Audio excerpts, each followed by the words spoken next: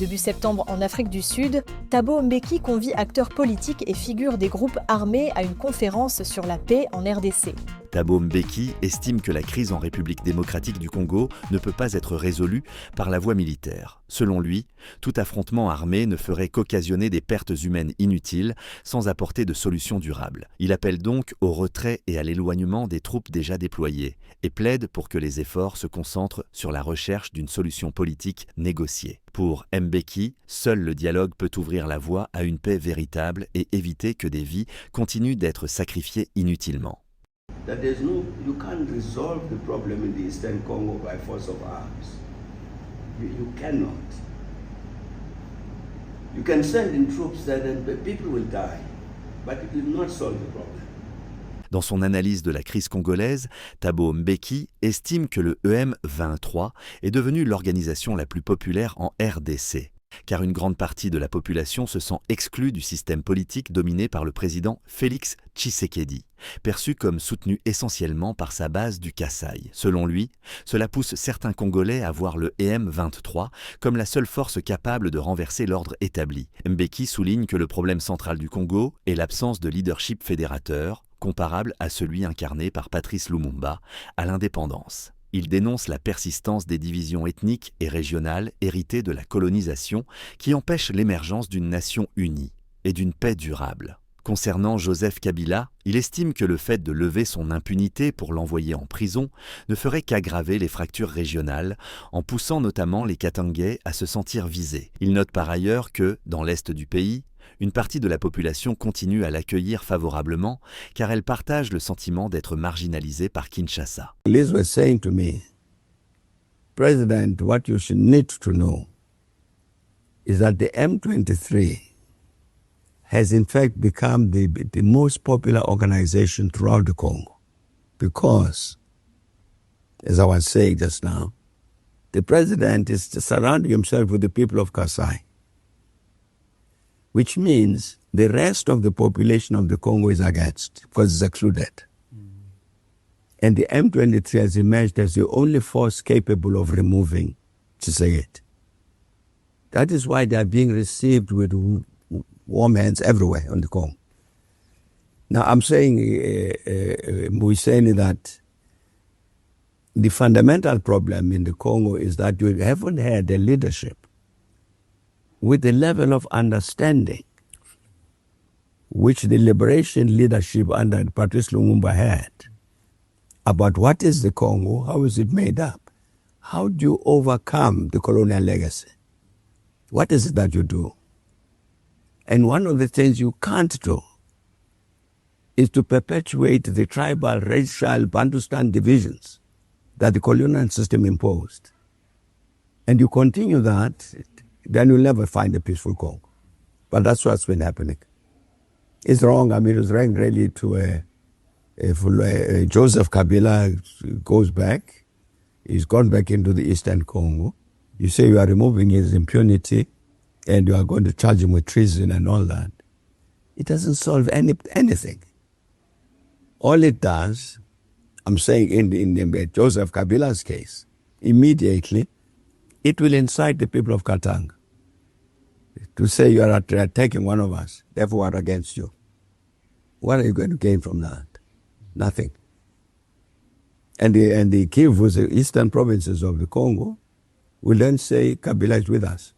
Indeed, that is why he himself, when he left South Africa, he told me, he says, I'm going into the eastern Congo, into the Kivus. And he knew that the people there would welcome him because together they are saying there's something that's wrong in Kinshasa. And if the political leadership of... En mars 2025, l'ancien président sud-africain a rencontré Joseph Kabila en Afrique du Sud. Tous deux ont échangé sur les causes profondes de la crise dans l'est de la RDC et sont convenus que seuls des pourparlers politiques entre Congolais pouvaient permettre de la résoudre. Dialogue africain annuel, paix et sécurité. La fondation Thabo Mbeki lance un dialogue africain annuel sur la paix et la sécurité pour affronter de manière structurée et pérenne les défis qui freinent le développement du continent. Conflits internes, terrorisme, criminalité transnationale et agression extérieure. L'objectif est de créer un espace d'échange de haut niveau, centré sur des solutions africaines, concrètes et applicables. La fondation Thabo Mbeki a fait le constat suivant. Le continent fait face à des menaces multiples. Insurrection, terrorisme, réseaux criminels, transfrontaliers, pressions et agressions extérieures qui déstabilisent les États, entravent l'économie et fragilisent le tissu social. D'où la nécessité d'un dialogue soutenu et d'efforts collectifs pour bâtir des réponses coordonnées et durables. L'initiative de la Fondation est de proposer un rendez-vous annuel baptisé African Peace and Security Dialogue afin de stimuler la pensée critique et générer des idées opérationnelles pour la prévention, la gestion et la résolution des crises. La Fondation a comme objectif offrir une plateforme où dirigeants politiques et économiques africains, universitaires et décideurs publics analysent les défis de paix et de sécurité en Afrique, partagent des bonnes pratiques, élaborent des solutions pratiques et africaines aux crises, approfondissent la compréhension commune et nourrissent un débat exigeant. Dans ce cadre, du 3 au 6 septembre, en Afrique du Sud, la Fondation Thabo Mbeki convie acteurs politiques, religieux et figures des groupes armés à une conférence sur la paix en République démocratique du Congo. L'initiative s'inscrit dans un paysage diplomatique chargé.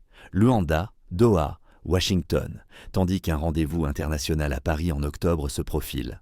À quoi peut réellement servir ce nouveau format, plus souple qu'un sommet officiel mais ambitieux dans sa promesse d'inclusivité? La Fondation Thabo Mbeki organise la 2e édition de l'African Peace and Security Dialogue et annonce un format de 3 jours de débat, table ronde et rencontres bilatérales. Selon des médias régionaux, la liste d'invités comprend des représentants du pouvoir et de l'opposition, des confessions religieuses, ainsi que des figures liées au conflit à l'Est, comme Corneille Nangaa et Thomas Lubanga. La présence de Joseph Kabila est également évoquée. Une approche Tukano qui rappelle les dispositifs inclusifs du dialogue intercongolais du début des années 2000.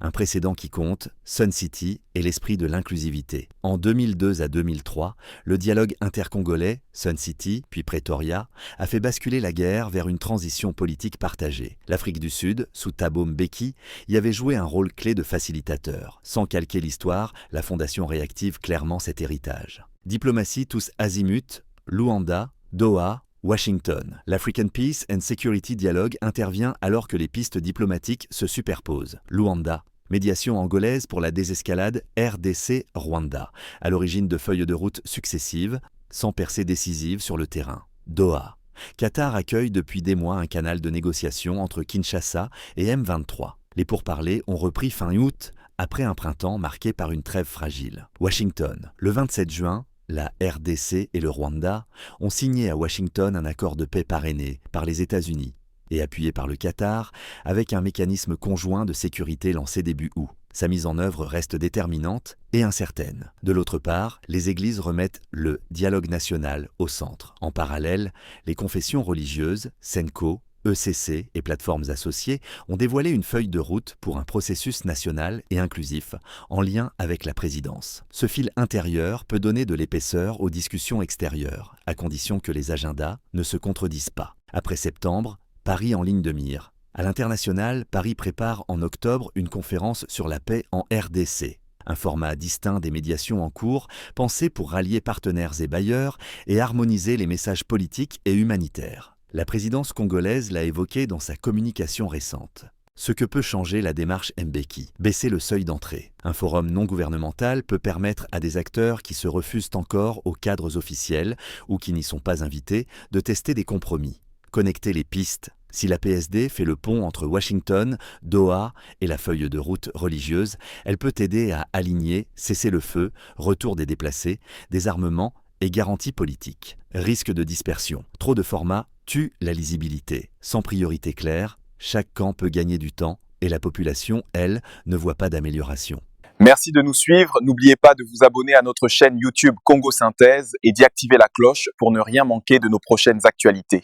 Merci de vous abonner dès maintenant à notre chaîne YouTube Congo Synthèse et n'oubliez pas d'activer la cloche de notification pour ne rien manquer de nos vidéos, analyses et reportages exclusifs. Bonjour, je suis Kim Pavita, journaliste de CSIA. Nous sommes l'équipe de la rédaction de Congo Synthèse IA. Je suis Kissa Lungolo. technicien sur la Congo Synthèse TV. Nous sommes ici en direct pour Congo Synthèse IA. Suivez notre dossier spécial. Rejoignez-nous sur les réseaux pour ne rien manquer de Congo Synthèse IA. Ceci est une édition spéciale de Congo Synthèse IRIA.